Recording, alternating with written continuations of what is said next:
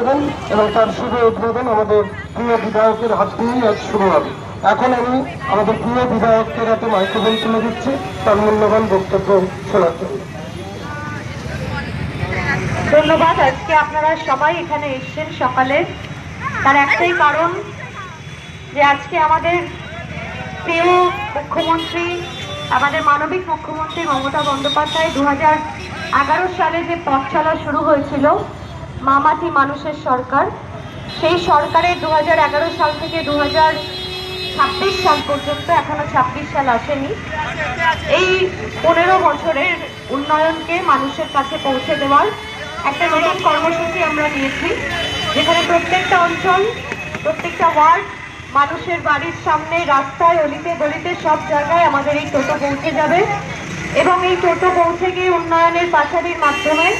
মানুষের কাছে পৌঁছে দেবে আমাদের মামাটি